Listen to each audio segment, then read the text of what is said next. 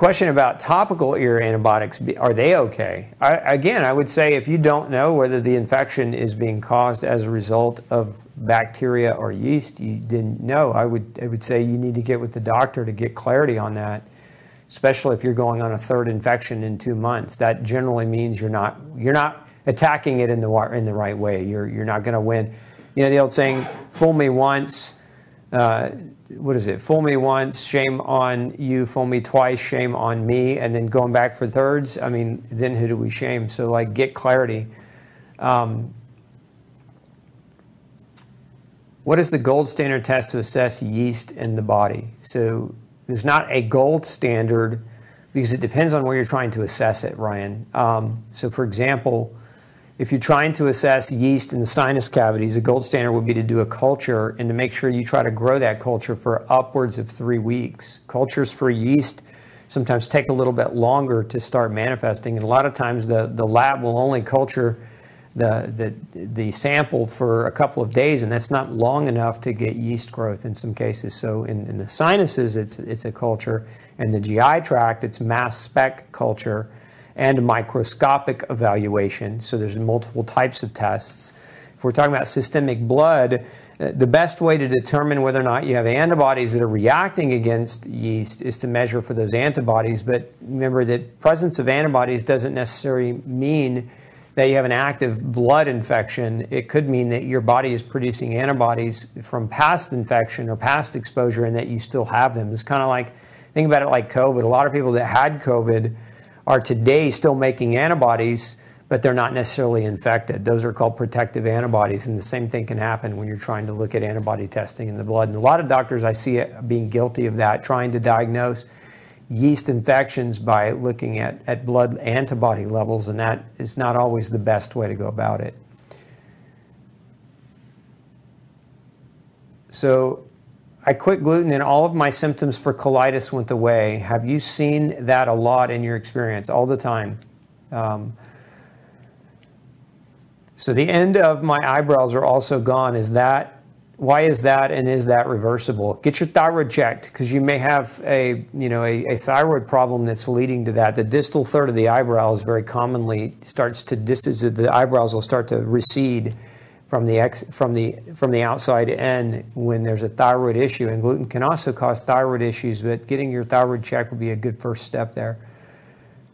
I'm being tested for MCAS. I'm assuming you mean mast cell activation syndrome. Is your supplemental protein powder okay for that? Yes. As a matter of fact, Amanda, we'll put up a link to our histamine. We have a very detailed article on histamine that might be helpful for you to understand what is high in histamine and what is not. But yes, our protein powders are suitable for those with histamine issues. I have heart palpitations daily. I take metoprolol for them. They're not as hard, but still have them often every single day. Cardiologist doesn't see anything wrong. Any ideas? Yeah, I mean, a lot of things. It could be calcium, could be magnesium deficiency. So, I mean, mineral deficiency, electrolyte disturbance, electrolyte deficiency, food sensitivity. Those are just simple places that I would start looking. Cardiologists will never see it as a problem. I mean, that's the solution. That's most mainstream doctors. What is the solution? The solution is hammer your symptoms with a pharmaceutical, and if your symptoms still completely don't go away, then then they usually change the pharmaceutical until they can find a winning combination. But you remember that mainstream medicine is not about root cause or origin cause. They're not looking for why. They're just looking for what they can hide, and that to me that's a bad idea. It's like sweeping dirt under the rug at home. Eventually, the pile of dirt gets so big that you can no longer continue to ignore it. And the same thing with your symptoms. You can't sweep your symptoms under the rug by medicating them forever. Your body is going to rebel against you if you don't figure it out. My son was just diagnosed celiac a little over a year ago. He just turned 18. He stays away from gluten, but there are times he gets a reaction. Does dairy create a reaction? Yes, Gene Annick certainly can create a reaction. What I would suggest you do, let's put the link up in the feed for Gene Ann, on our glutenology masterclass. I would highly encourage you to give this to your son. It's free. Either one of you can watch it. But highly encourage you guys to watch the masterclass on gluten, because if you were diagnosed, or if he was diagnosed with celiac disease, I can promise you what you're learning in most places on the internet is very misleading, and some of those things may be the reason why he still gets reactions from time to time. And again, I think it'll help you nail that down.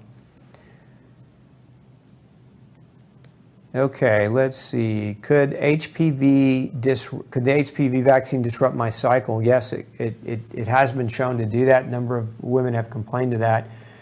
And eczema as well. Yes, eczema is a form of autoimmune reaction. What can you do to detox?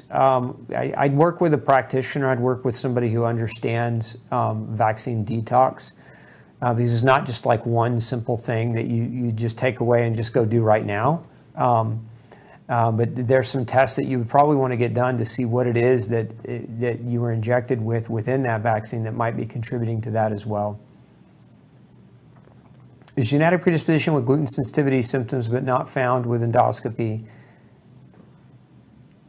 Is celiac, okay, so if you have genetic predisposition to gluten and you don't have yet celiac disease and you had an endoscopy and it was negative, is celiac disease waiting to happen?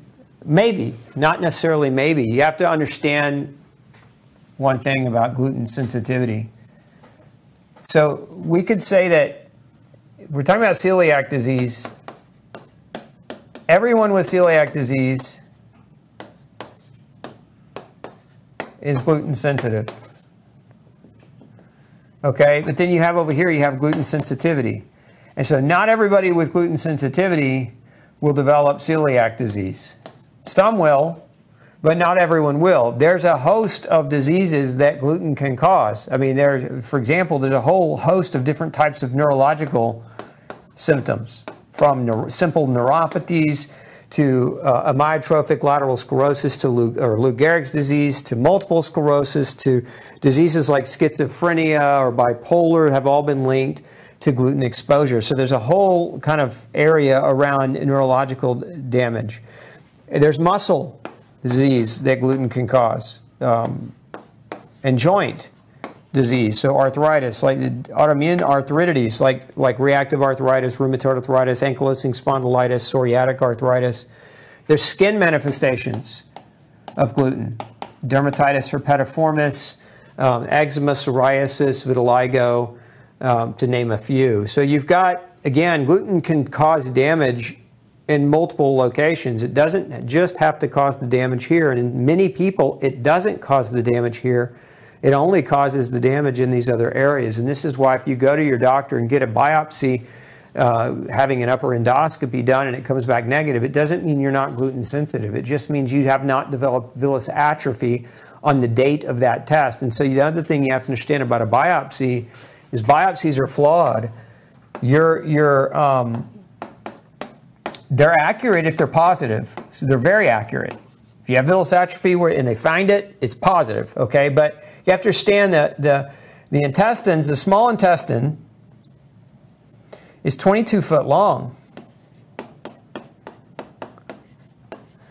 And in that regard, it's the surface area, the same size as approximately a tennis court. So you know how big a tennis court is, right?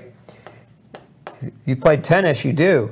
And so imagine if we took a tiny microscopic section of a tennis court and we said this tiny microscopic section of a tennis court represents the whole tennis court. That would be false. And that's why biopsies are so flawed, because you're trying to say this is the small intestine as a whole, but what you're really doing is you're taking these tiny microscopic cross-sections of an area and trying to say the entire area represents these tiny cross-sections that we're trying to analyze. And that's, again, you get, I've had cases where people had the most I've seen is a woman had 10 biopsies before she got the 10th. The first 9 were negative, the 10th was positive. But it took her, it was a 20-year process to get there. Do you want gluten to damage you for 20 years before you get an accurate diagnosis? This is why I like genetic testing, because you can get genetic testing with your cheeks. You just swab your cheeks and you can get an answer, and you can find out about this, and you don't have to wait the decades to find out that maybe this is happening, because some people, they'll never find it. They'll never find it. They'll never get to that, because again, gluten sensitivity doesn't just cause the damage associated with celiac which is the villus atrophy. It can cause a lot of different types of problems, and villus atrophy sometimes doesn't happen at all. Does blood type have anything to do with gluten sensitivity? No, not at all in my experience. So, are white mushrooms the same as medicinal mushrooms? Are both considered nightshades? None of them are considered nightshades. Mushrooms are not nightshades. Nightshades are a family. They're generally potatoes, peppers, eggplant, and tomatoes fit within the nightshade family. Mushrooms are not part of that family. So I don't know where you heard that from, but maybe somebody misled you there. What can we do to test for leaky gut? It's not one test, Kim. It's a number of different things that give us insight as to whether or not there's permeability in the small or large intestine. So, you know, find a good doctor who can measure those things more than anything else. It's not, because it's not just one thing. How do you get your supplements into something when you have trouble swallowing? I like that question. That's a good question. We have people use their protein smoothies. And so, because the protein, especially like if you're using our ultra pure protein, it's so delicious. Now, you know, I hate to, if you're not for you, who will be? But I think we designed it so well. It's so good tasting that it masks a lot of supplements. You know, if you break them up and you try to just take them in water, the taste can be quite foul. But if you mix them and you puree them into food or into a smoothie, I'm partial to ultra pure protein. To do that, that will be very easy to help you swallow it. So that's how we get around that. And generally speaking, you got to make sure when you're buying them, you buy them in the gel caps that can twist and the powder can be dumped into it. Now, if it's like a fish oil type of fat, you can puncture that and you can squeeze that, or you can buy a liquid version. And then there are also powdered versions of some supplements as well that you can mix with water. But you have to be careful of a lot of those because they're full of corn fillers and other sugars and artificial sweeteners that aren't good for you.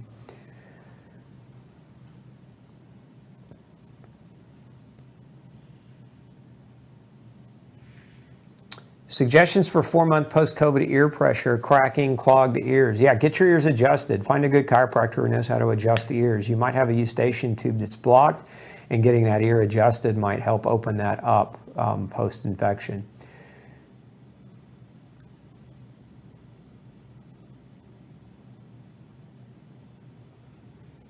Question about whether or not we've gotten our testing on our website sorted and ready to go yet. So we're very, very close with food sensitivities. I'm hoping to have that ready here in the next month or so.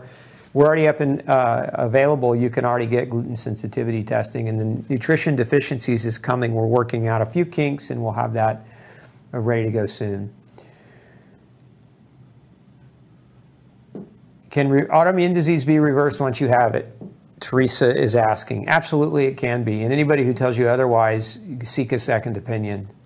Most of the doctors I see that they tell their patients that autoimmune disease is non-reversible and you have to learn to live with it. It's because what they're doing doesn't work. And so they're going to share their experience with you, which is a lack of improvement, right? Not necessarily a lack of improvement, but a lack of resolution, because the only mechanism in medicine to address autoimmune disease is immunosuppression, which is a terrible idea if you don't want to get cancer. Immunosuppression is a bad way to get the cancer. It might work temporarily for your autoimmune symptoms, but generally it doesn't have great outcomes in the long run.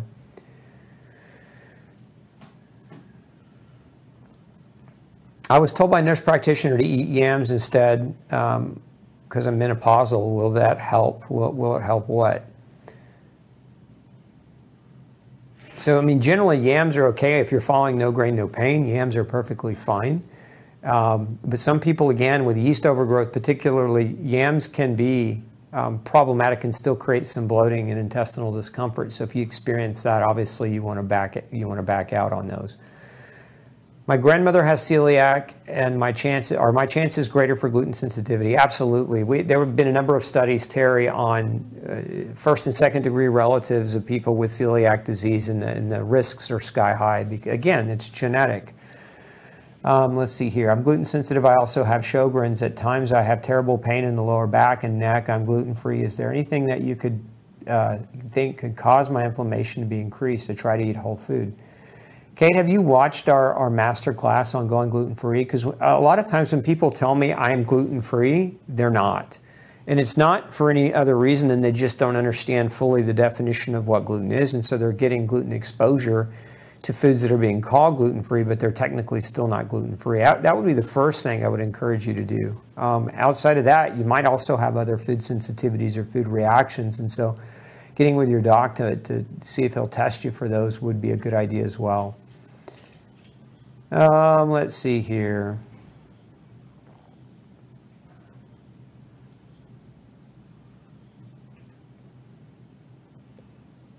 Is intermittent fasting safe for somebody with osteoporosis? Of course. Intermittent fasting is just meal restricting in a certain time window. It's not calorie restricting, so it's perfectly safe for somebody with osteoporosis.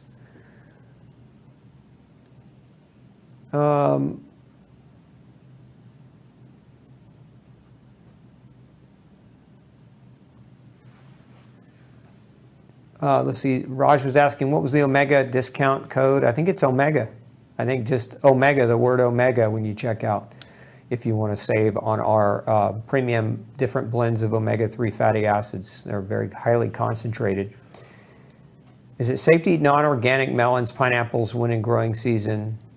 I mean, you're going to get pesticide exposure for sure. And many people will say that the skin is thick, therefore the exposure is less. I don't agree with that. If they spray the ground with pesticide, have you ever seen melons grow?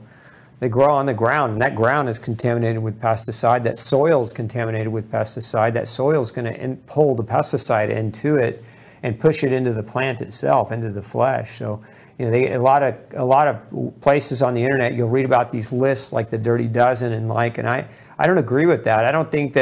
I think you should buy organic explicitly, and I don't think you should eat it if it's not organic if you don't want to get poison exposure. That's just my take on it.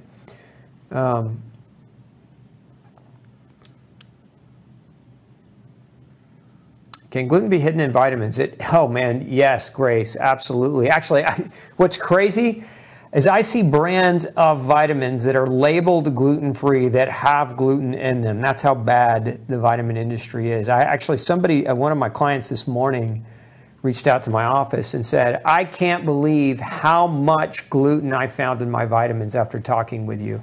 I mean, they went home and found it was in a good majority of the products that they were taking that were labeled gluten-free.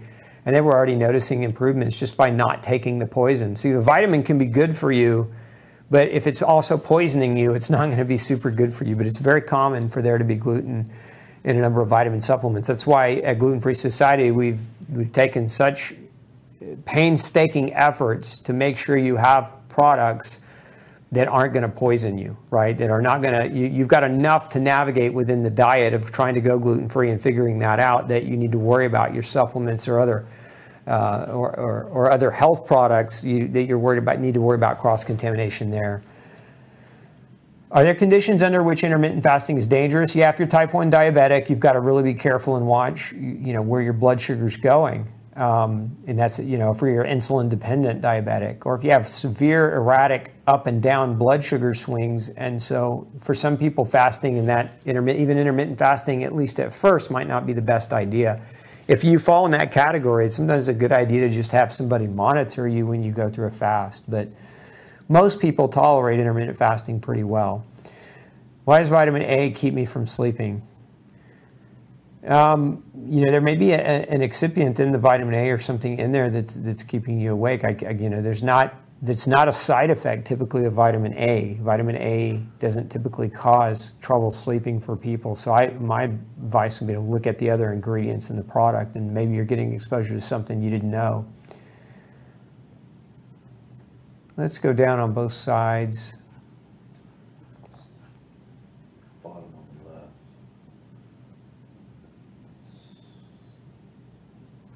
Okay. It's not impossible to be 100% gluten-free. It's very possible. Let's don't spread that hopelessness.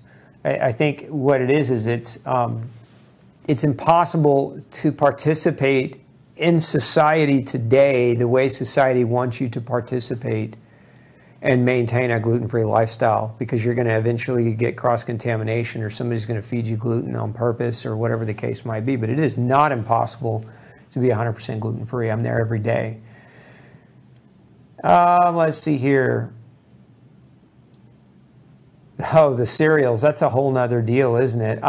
Stephen, I just did a whole deal on cereal. I just did a whole big article on that. If we can throw that link up from Gluten Free Society. Those of you who maybe are new, if you're not familiar, you should really, after the show, go check out glutenfreesociety.org. That's my hub, if you will. It's where we have everything you want to know about going gluten-free. And if you can't find information about it, reach out to me. You know, we're here to serve you guys and here to answer your questions and help you navigate your gluten-free diet with ease. And so we did an entire thing on gluten-free cereals. So most of them that are labeled gluten-free are absolutely not gluten-free. I mean, there was I think it was I can't remember, don't quote me, a 21 million box recall of General Mills cereals not too long ago. You know, there have been a number of recalls on cereals because they're cross-contaminated, or they're just technically they're not gluten-free.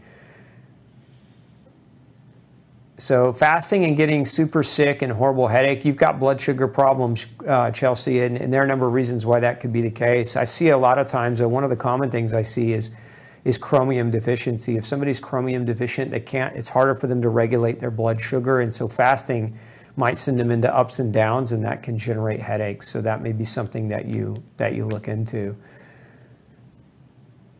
Okay, I think we're at time here. We're 15 minutes over, so. All right, I'm going to go home and eat dinner. And thanks for spending your Monday evening with me. I hope you found this information helpful. Look, if you're not subscribed, head over to glutenfreesociety.org. Make sure you subscribe to my newsletter. It's right there, front and center on the homepage. Just type in your name and email. And that's the way we can make sure that you get updates about when we go live and you don't get censored. We're getting tons of feedback about the massive amount of censorship, meaning that YouTube is no longer telling our subscribers when we go live, or they're kind of minimizing it, right? And the same thing is happening on some of the other social media channels, though. Although we are still pushing out to social media channels, we're also working on a solution where we're no longer gonna rely on the social media channels to censor us, and we're gonna do raw, uncut versions over at glutenfreesociety.org. So make sure you go sign up there if you want the future of uncensored, raw Dr. Osborne. I'm a little reserved, you know, because I just want to make sure that our platforms stay abreast until we can make that transition. So if you want to get Dr. Osborne in the raw, make sure you come subscribe. Have a fantastic week. We'll see you next Monday for another episode of Pick Dr. Osborne's Brain. Hope you sleep well and get healthy. Take care. Hey, if you've got a functional medicine or health question that you'd like me to answer for you, make sure you send me an email, glutenology@gmail.com, and we'll do our best to create a video answer just for you. Have a great day.